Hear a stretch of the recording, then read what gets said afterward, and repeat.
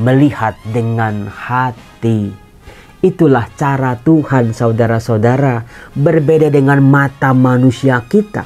Mata Tuhan sungguh sangat berbeda ketika melihat persembahan. Theoreo, bahasa Yunaninya, melihat bukan cuma dengan mata, tapi melihat dengan cara yang tidak biasa. Itu yang dilakukan oleh Tuhan Yesus. Salam damai sejahtera saudara-saudara yang terkasih pencinta firman Tuhan. Berjumpa kembali dengan Bible Learning with Father Joseph. Saudara-saudara, bagaimana kabar Anda hari ini? Doa saya untuk Anda hari ini di hari Minggu ini secara khusus dan istimewa, yaitu semoga kasih Tuhan yang besar perlahan namun pasti mulai masuk menyentuh kehidupan kita. Sehingga kita yang sudah disentuh oleh kasih Allah terdorong untuk membalas kasihnya melalui sebuah persembahan hidup. Saudara-saudara, yang namanya persembahan hidup kepada Tuhan, jangan setengah-setengah, jangan terpaksa, jangan hitung-hitungan, apalagi sisa-sisa atau yang jelek-jelek. Berilah yang terbaik pada Tuhan. Sebab Tuhan tahu kalau kita mempersembahkan yang terbaik kepadanya, Tuhan akan membalas beribu-ribu kali lipat. Saudara-saudara, apakah Anda tadi sudah ke gereja? Tolong tulis di kolom komen Anda ke gereja mana. Tapi saya mau ngecek nih, jangan-jangan Anda tuh cuma nulis aja ke gereja. Tadi bacaan Injilnya apa? Khotbahnya apa? Saya yakin Injil hari ini betul-betul menyentuh kehidupan banyak orang. Betul banget Romo. Karena apa? Di Injil hari ini, Markus bab 12 ayat 41 sampai 44, betul-betul Romo menyentuh kehidupan saya Romo. Merubah cara pandang hidup saya Romo. Menyemangati saya. Saya jadi lebih punya arti Romo. Punya semangat hidup lagi dalam relasi saya dengan Tuhan. Tadinya Romo, saya merasa saya serba kurang, saya serba nggak punya, saya merasa minder, saya merasa apa yang saya berikan pada Tuhan itu nggak bisa dibandingin sama yang lain-lain Romo. Malu Romo. Tapi gara-gara Injil hari ini Romo, saya hidup lagi berkobar-kobar Romo. Coba tadi Injilnya tentang apa? Betul Romo, hari ini khotbahnya aja bagus sekali. Karena Injil hari ini bercerita tentang ajaran Tuhan Yesus soal persembahan seorang janda miskin. Betul Romo, itu TOPBGT banget Romo. Saya banget itu Romo. Nah, saudara-saudaraku, di awal video ini izinkan saya untuk membacakan Injil hari ini, tapi kali ini dalam bahasa Yunani. Supaya Anda sekali-sekali pernah mendengar ya. Silakan nanti begitu mendengar, coba disimak kata-kata apa yang seringkali diulang-ulang gitu ya, yang menarik perhatian Anda. Saya bacakan pelan-pelan buat Anda.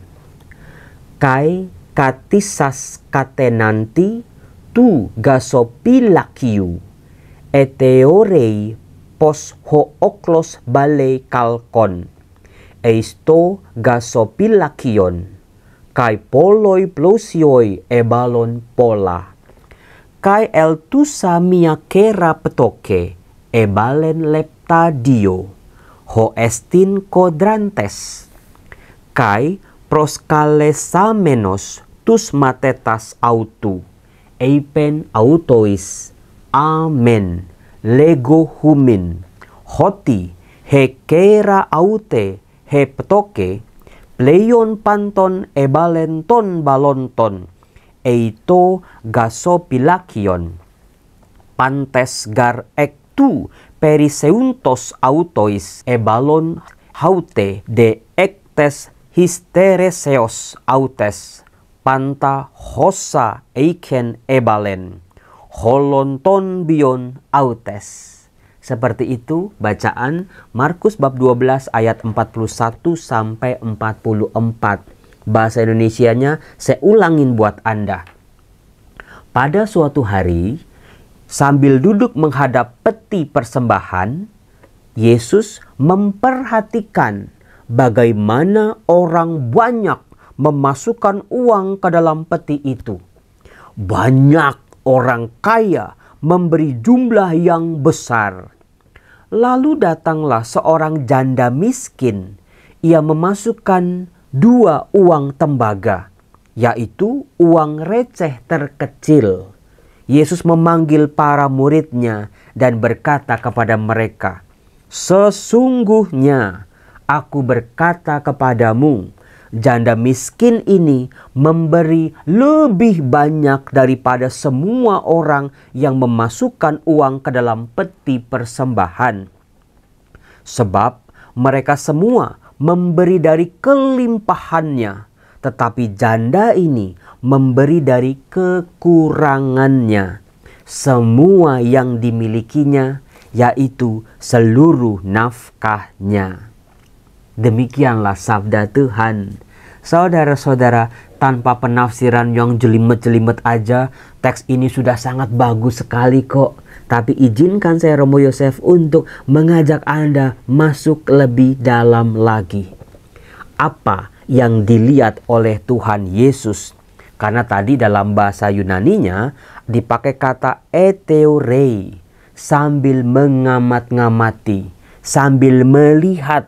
Bukan melihat hanya dengan mata saja, tapi melihat dengan cara yang lebih dalam lagi. Melihat sesuatu yang tidak banyak diperhatikan oleh orang lain. Itu eteorei, melihat dengan hati. Itulah cara Tuhan, saudara-saudara. Berbeda dengan mata manusia kita. Mata Tuhan sungguh sangat berbeda ketika melihat persembahan. Kalau manusia bisa bedain, anak kecil aja sekarang udah bisa bedain kok Romo, duit 100.000 yang merah-merah sama duit yang warna ungu yang 10.000. Anak kecil udah bisa milih yang merah Romo. Nggak pernah diajarin padahal, tapi dia tahu kalau pakai uang yang merah itu, kalau jajan ke Indomaret bisa dapat lebih banyak es krimnya, permennya, cikinya, makanannya, mainannya. Tapi kalau yang ungu Romo, kalau anak saya tahu Romo, kalau dikasih uang kayak gitu pasti cuman laku paling 1 es krim doang. Saudara-saudara, itu aja anak kecil, apalagi yang gede-gede seperti saya dan juga Anda. Udah pastilah Romo, yang cepek-cengnya itu Romo, yang 100.000 itu Romo, yang lebih berharga. Itu cara manusia melihat. Theoreo, bahasa Yunaninya, melihat bukan cuma dengan mata, tapi melihat dengan cara yang tidak biasa. Itu yang dilakukan oleh Tuhan Yesus. Konteksnya pada waktu itu, tempatnya Yesus ada di dalam pelataran bait Allah. Waktu itu Tuhan Yesus berkata, "Hati-hatilah terhadap ahli-ahli Taurat yang suka berjalan-jalan, memakai jubah panjang, dan suka menerima penghormatan di pasar. Mereka suka duduk di tempat terbaik dalam rumah ibadat, di tempat terhormat dalam perjamuan." Itu kalau cara pandang manusia melihat kesalehan seseorang diukur dari caranya berdoa, caranya berpakaian. Wah, santun banget Romo, rosarionya gede banget, kalung salibnya gede banget, tiap hari di gereja kalau doa kusuk banget Romo. Itu cara manusia melihat. Nggak selamanya salah sih, ada bisa mata manusia juga bisa melihat, tetapi seringkali mata manusia menipu karena tidak bisa melihat apa yang ada di dalam. Nah, Tuhan Yesus mengajarkan kita lebih lanjut.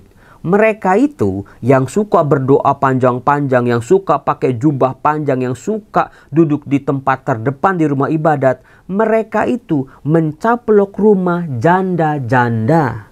Waduh Romo, jadi tindakannya kalau di rumah ibadat rohani, di luar rumah ibadat jadi rohana ini Romo.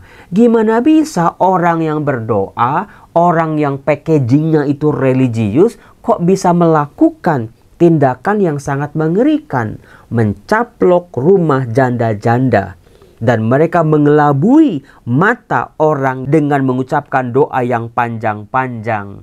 Lihat, Tuhan Yesus menggarisbawahi hati-hati dengan mata kita ini, karena mata indera ini terbatas, hanya melihat apa yang tampak saja. Sesuatu yang di dalam, sesuatu yang di balik yang kelihatan itu tidak diperhatikan. Maka Tuhan Yesus mengajak kita lebih dalam lagi melihat kasih Tuhan. Lebih dalam lagi melihat orang-orang di sekitar kita. Lebih dalam lagi mengenal jejak-jejak Tuhan. Karena yang seperti itu tidak bisa dilihat secara kasat mata oleh mata telanjang kita. Harus dilihatnya pakai hati. Itulah yang diajarkan oleh Tuhan Yesus. Nah, yang menariknya adalah kata janda diulang-ulang. Karena apa? Kata janda dalam bahasa Yunani itu kera. Kera. Nah, yang memang dalam kitab suci pernah diceritakan para janda, perempuan-perempuan melayani Tuhan Yesus dengan kekayaan mereka. Tapi janda yang muncul di Markus bab 12 ini, itu janda yang berbeda, yaitu janda miskin. Dalam bahasa Yunaninya, hekera aute heptoke. Namanya aja udah menarik itu. Kera petoke, janda miskin. Yang direbut rumahnya oleh ahli-ahli Taurat siapa? Ya siapa lagi Romo kalau bukan janda miskin. Jadi dalam tradisi atau budaya orang-orang Israel, para perempuan atau anak perempuan itu tidak pernah mendapat warisan. Apalagi soal rumah, soal tanah gitu ya. Tidak. Yang mendapat warisan hanyalah laki-laki, pihak suami atau anak laki-laki. Ketika seorang perempuan, seorang istri, suaminya meninggal, warisan suaminya jatuh kepada anaknya laki-laki. Nah, kalau nggak punya anak laki-laki, terpaksa warisan itu dikembalikan kepada pihak keluarga suaminya. Itulah yang membuat di zaman Yesus banyak sekali janda-janda yang jatuh miskin karena apa? Mereka nggak punya anak laki-laki atau mereka nggak punya anak. Dan keluarga mereka juga ayahnya misalnya sudah nggak ada. Jadi nggak ada yang melindungi. Dalam konteks itulah banyak perempuan-perempuan menjadi janda dalam keadaan yang begitu lemahnya. Sampai-sampai rumah yang mungkin mereka sudah tinggali puluhan tahun bisa direbut dengan semena-mena dengan dalih agama. Yang caplok rumah-rumah mereka adalah ahli-ahli Taurat itu. Para ahli-ahli surga ini tidak selaras dengan apa yang mereka tampilkan di muka umum dengan apa yang mereka lakukan di luar rumah ibadat. Sungguh sangat mengerikan karena mata manusia itu menipu. Nah, saudara-saudaraku yang terkasih, yang menarik adalah begini. Yesus kan sambil duduk menghadap peti persembahan. Artinya Tuhan Yesus mengamat-ngamati dengan mata yang tidak biasa. Disebutlah peti persembahan. Dalam bahasa Yunaninya katanya menarik. Gazopilakion. Gazopilakion itu peti persembahan. Jadi ada Tuhan Yesus, ada peti persembahan. Nah, dikatakan Yesus memperhatikan bagaimana orang banyak. Disebut orang banyak. Bukan cuma satu orang kaya, tapi orang banyak memasukkan uang ke dalam peti itu.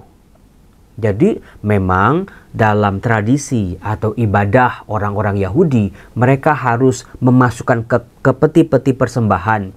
Entah itu korban penghapus dosa, entah itu persembahan untuk para janda, entah itu untuk imam-imam di bait Allah. Ada begitu banyak persembahan demi persembahan. Di antara orang banyak itu, Tuhan Yesus yang melihat tidak hanya dengan mata, bisa melihat banyak orang kaya memberikan jumlah yang besar.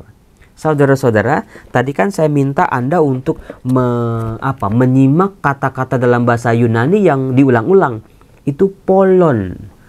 Orang kaya memasukkan jumlah uang dalam jumlah yang besar. Jadi di sini ada permainan sebetulnya, permainan kata dalam pengajaran Yesus. Orang banyak, orang kaya yang banyak duitnya memasukkan uang yang banyak ke dalam peti persembahan itu. Peti persembahannya sama. Tujuan memberi persembahannya juga sama. Tetapi kenapa yang satu dipuji sama Tuhan Yesus, yang lain tidak? dengan mata yang tidak biasa inilah Tuhan Yesus mampu menembus. Nah, dikatakan di antara orang banyak, orang-orang kaya yang cerang-cering masukin uang persembahan yang banyak itu, Yesus bisa melihat datanglah satu orang janda miskin. Tadi sudah saya katakan janda itu masyarakat kelas 2 ditambah miskin pula.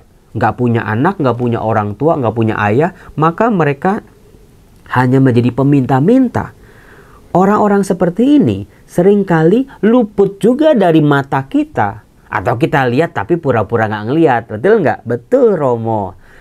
Dengan mata yang tidak biasa ini, Yesus bisa melihat di antara kerumunan orang banyak yang berlomba-lomba memasukkan uang, masih Yesus bisa melihat seorang janda miskin.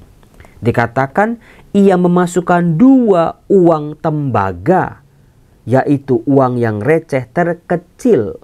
Saudara-saudara, dalam bahasa Yunaninya leptadio, hoestin kodrantes. 2 uang tembaga yang paling kecil. Saudara-saudara, kan aneh ya. Orang banyak, orang kaya memasukkan uang dalam jumlah besar, dilawankan sama Yesus, seorang janda miskin pula, yang dimasukin juga hanya 2 uang tembaga yang paling kecil. Menurut mata manusia kita, yang bisa dapat pujian ya orang-orang kaya lah, Romo. Tapi buat Yesus, Yesus punya cara pandangnya tersendiri. Nah, ini dia yang harus kita pelajari, saudara-saudara. Mainannya tuh orang banyak lawan 1. Orang kaya lawan janda miskin. Orang miskin. Kemudian persembahan yang besar diperbandingkan dengan uang yang paling kecil. Nah, dengan mata yang tidak biasa itu, Tuhan Yesus memberikan sebuah pengajaran. Dikatakan begini, Yesus memanggil para muridnya berkata kepadanya. Tadi Romo saya dengar ada kata amin, Romo. Amin, betul, Anda nggak salah dengar. Artinya dalam bahasa Indonesia sesungguhnya. Dengan tegas, tanpa keraguan, sebuah rasa percaya. Amin. Dikatakan tadi, amin lego humin. Aku berkata kepadamu, hoti hekera aute hepetoke. Bahwa janda miskin ini memberi lebih banyak daripada semua orang yang memasukkan uang ke dalam peti persembahan. Peti persembahannya diulang-ulang. Yesus di hadapan peti persembahan, orang kaya, orang banyak di depan peti persembahan, janda miskin juga berhadapan dengan peti persembahan. Tapi bagaimana caranya? Kok bisa Yesus berkata, 2 uang tembaga, uang yang paling kecil, justru itulah yang lebih besar, lebih banyak, lebih berharga daripada uang-uang orang kaya yang dimasukkan ke dalam peti persembahan dalam jumlah yang besar itu. Para murid pasti bingung, para murid pasti melongo, para murid pasti meskipun mereka itu cuma nelayan, tapi mereka ngertilah soal duit. Ini gimana sih gurunya gak bisa bedain sama uang banyak sama uang kecil? Tapi ini dia cara melihat Tuhan Yesus lah yang saya suka banget, saudara-saudara. Justru 2 uang tembaga, uang yang paling kecil, itulah yang lebih banyak daripada semua. Jadi dilawankan bukan cuma seorang janda miskin dengan seorang kaya, tapi semua orang. Dijelaskan mereka semua memberi dari kelimpahannya. Tetapi janda ini memberi dari kekurangannya. Saudara-saudaraku yang terkasih, kalau kita kurang tapi kita masih bisa memberi, itu sebuah kelegaan. Ya enggak? Bener banget, Romo. Siapa sih, Romo, orang yang aneh udah kurang masih bisa berbagi, Romo? Kayaknya nggak mungkin lah, Romo. Di mata dunia, di mata manusia kita nggak mungkin. Kita udah susah, kita udah sangat membutuhkan, tapi kok kita masih bantu orang? Itu kan BODOH, Romo, namanya. Itu cara pandang dunia. Tapi Tuhan Yesus cara mandangnya beda. Ini dia. Di mata Yesus, matanya itu dalam, saudara-saudara. Tidak tertipu. Janda ini memberikan dari kekurangannya. Kurangnya seperti apa? Yaitu dari seluruh miliknya, seluruh nafkahnya. Dikatakan tadi, holonton bion autes, seluruh hidupnya buat Tuhan. Jadi ini bukan perkara soal duit, soal emas, soal materi, dolar, ataupun euro, ataupun harta-harta duniawi. Tapi bagaimana pada akhirnya masing-masing dari kita mengalami kasih. Meskipun si janda miskin mungkin hanya sedikit sekali dia mengalami kasih. Karena dia janda, suaminya meninggal, anaknya juga mungkin meninggal, dia nggak punya apa-apa. Dia mungkin sedang menjerit, kasihnya kok kecil ya. Tapi janda miskin juga bisa melihat dengan kasih yang dia terima itu. Di mata dunia mungkin kecil, tapi buat si janda miskin itu, itulah berharga sangat besar dari Tuhan buat menjaga kehidupannya. Maka ketika dia memberikan persembahan kepada Tuhan, dia juga tidak mikir-mikir lagi, semua hidupnya untuk Tuhan. Siapa kira saudara-saudara, janda miskin bisa memberikan inspirasi buat kita. Betul-betul Romo, saat ini saya mau memberi yang terbaik buat Tuhan. Terima kasih Romo buat hari ini. Cakep banget, itu juga menyentuh saya ya. Karena apa? Saya sedang memperjuangkan membangun rumah teduh Suryo ya. Anda tahu nggak? Yang saya berikan ya seluruh hidup saya sih sebetulnya, seluruh nafkah saya. Tapi Tuhan tidak membuat saya berkekurangan kok. Kemarin saya dihubungi dari pabrik Dulux cat itu. Mereka ternyata nonton video Bible Learning. Romo, kami siap untuk sumbang cat. Romo mau warnanya apa yang terbaik buat Romo, buat rumah singgah, buat rumah teduh Suryo ini. Lalu ada Inlight, itu perusahaan lampu yang besar. Romo, saya siap Romo, semua lampu di rumah teduh Suryo itu dari Inlight katanya. Lalu kemarin ada ibu-ibu WhatsApp saya dari Paloma, itu yang kunci-kunci. Romo, semuanya dari Paloma saja. Memberikan yang terbaik, Tuhan tahu memberikan membalas yang terbaik buat kita. Itulah hidup sebagai anak-anak Tuhan. Semoga renungan ini menginspirasi hidup kita. Salam, Tuhan berkati.